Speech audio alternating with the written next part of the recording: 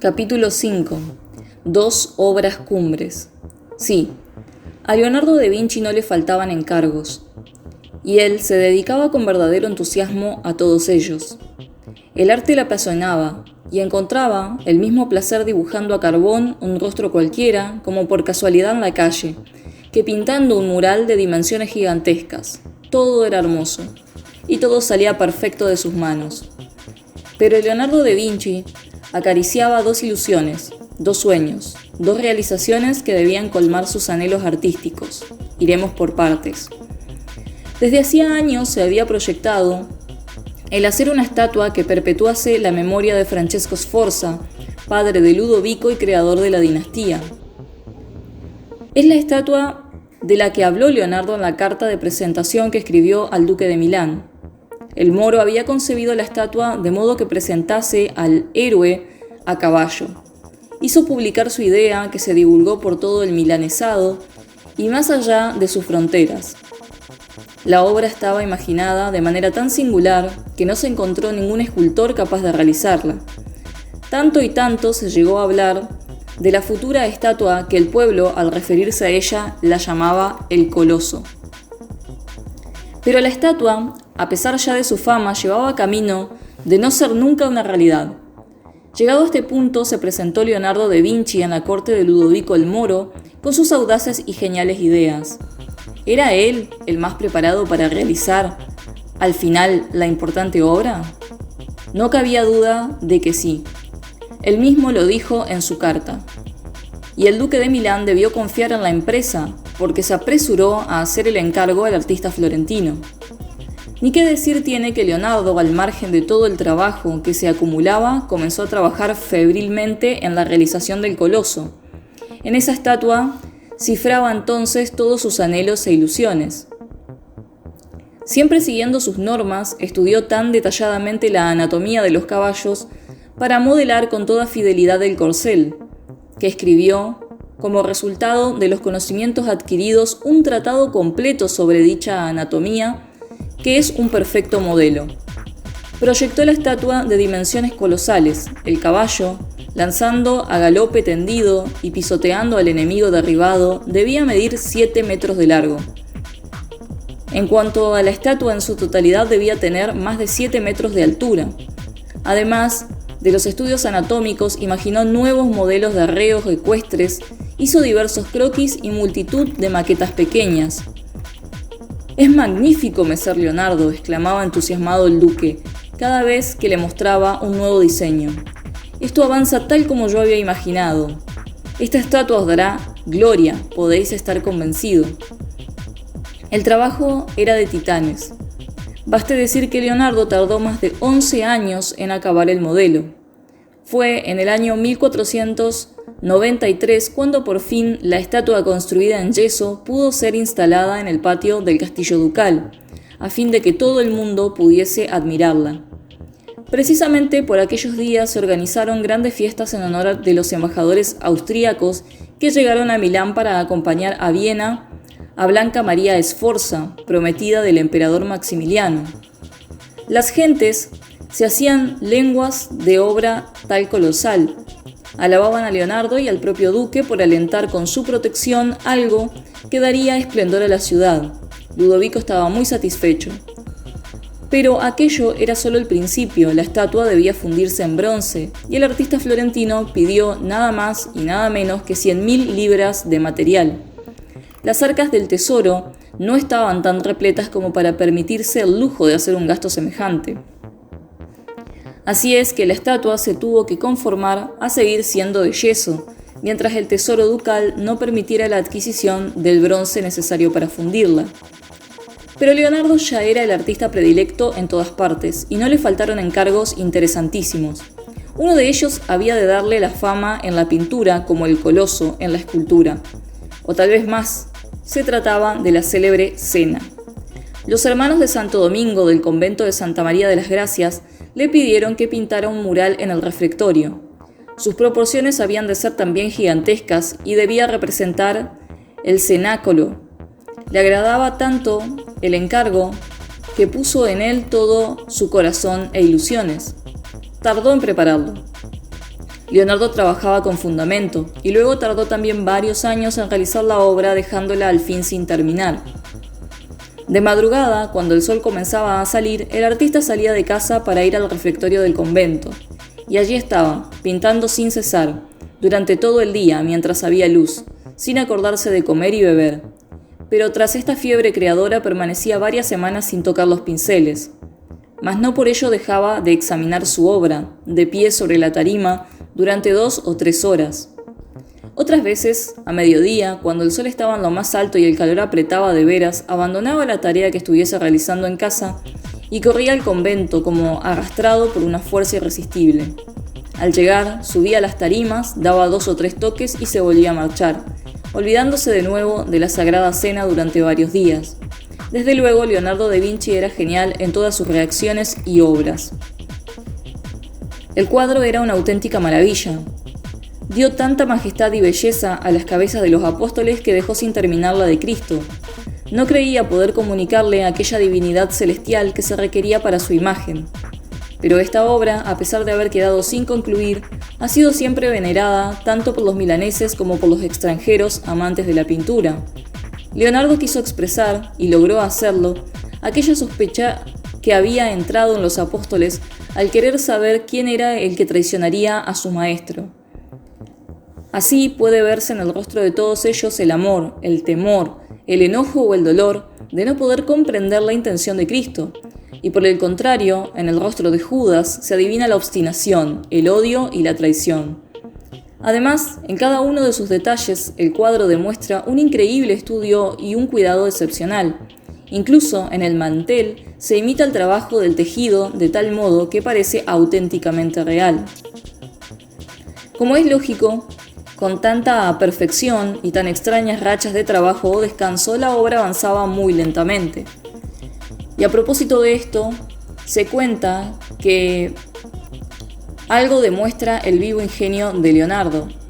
Se dice que el prior del convento importunaba mucho al artista para que terminase la obra, y pareciéndole extraño que pudiera pasarse la mitad de un día abstraído en sus pensamientos, observando el cuadro y sin tocar los pinceles, el prior hubiese querido que Leonardo, al igual que hacía él cuando cavaba en el huerto, no estuviese quieto nunca. No contento con darle prisa directamente a él, decidió ir a visitar al duque de Milán. Este Leonardo es indolente y perezoso. No veremos nunca terminada la obra. ¿Cómo es posible eso?, se extrañó Ludovico. No hace más que hacer y deshacer, pintar y borrar, explicó el prior. Pero es que es una obra de tal envergadura, necesita mucho estudio. ¿Os olvidáis que para tener a punto la maqueta final del Coloso tardó más de 11 años? Señor, es que con la Sagrada Cena pasa días y meses sin tocar el pincel. ¿Cómo va a terminar nunca? Es imposible. Suplico a vuestra excelencia que tengáis la bondad de reconvenirle. A vos os hará caso, hacedlo, Alteza. Tanto y tanto llegó a importunarle que el duque de Milán se vio en la presión de responder: bien, recomendaré a nuestro artista que se aplique y termine el encargo sin demorarlo más. Gracias, señor. Al día siguiente, llamado por Ludovico el Moro, Leonardo se presentó al palacio. ¿Cómo va la cena, amigo mío?, preguntó el duque. Sigue adelante, señor.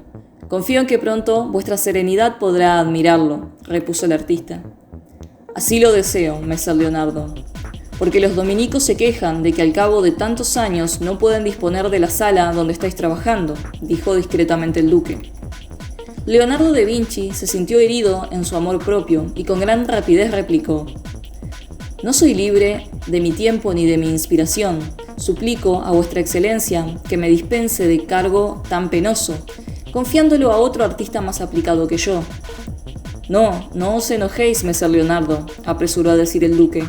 Mi intención no ha sido la de mortificaros, solo que he tenido que avisaros para satisfacer el ansia de cierta persona que ha acudido a mí solicitando que así lo hiciera. ¿Me comprendéis? Aunque el duque silenció el nombre de la persona importuna, Leonardo sabía que fue el prior, y como artista sabía que el ingenio de Ludovico era más agudo y discreto. Quiso lo que jamás había hecho con el prior, discurrir con él largamente acerca de las dificultades que hallaba. Le razonó mucho acerca del arte y le dio a comprender que los ingenios elevados, tal vez, cuando menos, trabajan, hacen mayor diligencia, buscando con la mente las invenciones y formándose aquellas, si desde luego expresan y copian con las manos según lo concebido por la inteligencia. Y sacudiendo su genial cabeza, añadió Leonardo: me faltan por hacer todavía 2 cabezas, la de Cristo y la de Judas. El modelo de la de Cristo no quiero buscarlo en la tierra. Al principio lo hice, pero no la encontré, a pesar de afanarme en su busca, y recorrer todas las calles de la ciudad y todas las escalas sociales. ¿Dónde encontrar el tipo divino del Salvador? Por mucho que pienso, no puedo concebir en la imaginación la belleza y gracia celestial que debió de haber en la persona de Dios. El duque le escuchaba en silencio, fascinado por las explicaciones lógicas que le daba. Comprendía que Leonardo tenía toda la razón. ¿Cómo querer dar prisa a una imaginación creadora de tanta altura como la de aquel artista florentino? ¿Cómo querer conseguir a toda prisa una perfección que él buscaba con tanto afán? Era preciso dar tiempo a una mente prodigiosa como la de Leonardo, capaz de engendrar las obras más geniales. En cuanto a la de Judas, por más que lo pienso, tampoco acierto en imaginar una forma adecuada para expresar el rostro del que después de haber recibido tantos beneficios tuvo el ánimo tan cruel para resolver a traicionar a su señor. Son dificultades insuperables, creedme, Alteza. Es cierto, yo no había atinado en ellas. Pero las venceré, exclamó Leonardo iluminado por una luz repentina. Por lo menos en lo que atañe al rostro de Judas. Si no encuentro otra mejor, sin ir muy lejos, hay una cabeza que es posible que me sirva. ¿Cuál?, preguntó asombrado el duque. La del importuno, gruñor e indiscreto prior. Ludovico el Moro lanzó una alegre carcajada. Realmente había tenido gracia al artista. Tenéis 1000 veces razón, Messer Leonardo. Debo reconocer vuestro sagaz ingenio y podéis obrar según vuestro criterio. Siempre que vos creéis una bella obra, nadie os hará ir en vuestra contra. Y en adelante, el pobre prior tuvo que alternar sus tareas del huerto con las de posar como modelo. A pesar de todos los pesares, no pudo volver a gruñir, quedándose así sin su diversión favorita. Leonardo da Vinci continuó tranquilamente su obra. La cabeza de Judas quedó tan bien terminada que parece el verdadero retrato de la traición y la inhumanidad. En cambio, la cabeza de Cristo quedó inacabada para toda la eternidad. Leonardo se vio incapaz de plasmar toda la perfección que requería una empresa tan arriesgada como era la de retratar el rostro divino del Salvador. El cuadro, en toda su grandeza, tenía 8,60 metros de ancho por 4,50 de altura. Era de un acabado perfecto de inspiración y técnica asombrosa, verdadero regalo a la vista de cuantos han vivido, vivimos y vivirán por todos los siglos de los siglos. Y además, constituye un auténtico modelo de arte para todos los que anhelan militar en las filas de los maestros pintores. La Cena fue la obra cumbre pictórica del gran Leonardo da Vinci, genio entre los genios. Era tal la magnificencia del cuadro, aún y careciendo del rostro completo de Cristo, que el rey de Francia deseó ardientemente llevárselo a su reino.